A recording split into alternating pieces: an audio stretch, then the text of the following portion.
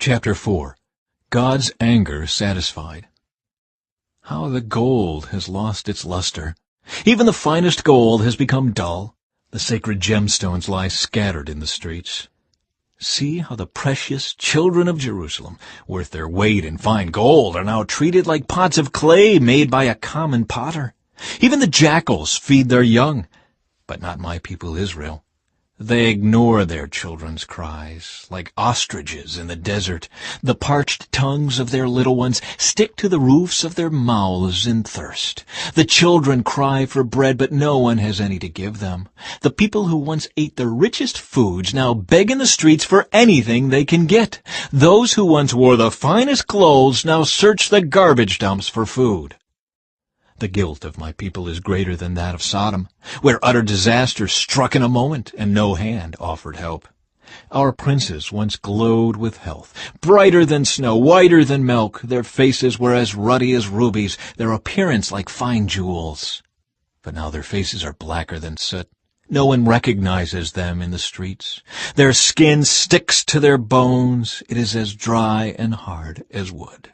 Those killed by the sword are better off than those who die of hunger. Starving, they waste away for lack of food from the fields. Tender-hearted women have cooked their own children. They have eaten them to survive the siege. But now the anger of the Lord is satisfied. His fierce anger has been poured out. He started a fire in Jerusalem that burned the city to its foundations. Not a king in all the earth, no one in all the world would have believed that an enemy could march through the gates of Jerusalem. Yet it happened because of the sins of her prophets and the sins of her priests, who defiled the city by shedding innocent blood.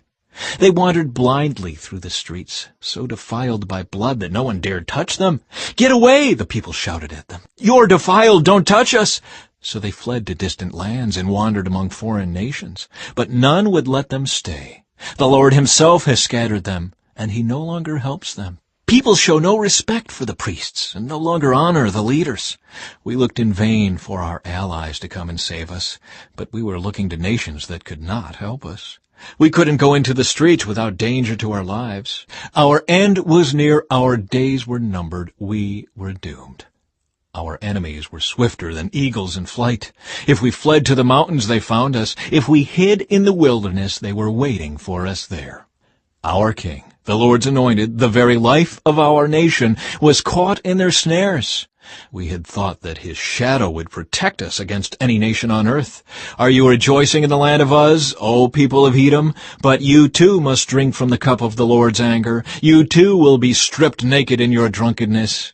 O beautiful Jerusalem, your punishment will end. You will soon return from exile. But Edom, your punishment is just beginning. Soon your many sins will be exposed. Chapter 5. Prayer for Restoration. Lord, remember what has happened to us. See how we have been disgraced. Our inheritance has been turned over to strangers, our homes to foreigners. We are orphaned and fatherless. Our mothers are widowed. We have to pay for water to drink, and even firewood is expensive. Those who pursue us are at our heels. We are exhausted but are given no rest. We submitted to Egypt and Assyria to get enough food to survive. Our ancestors sinned, but they have died, and we are suffering the punishment they deserved. Slaves have now become our masters. There is no one left to rescue us. We hunt for food at the risk of our lives, for violence rules the countryside.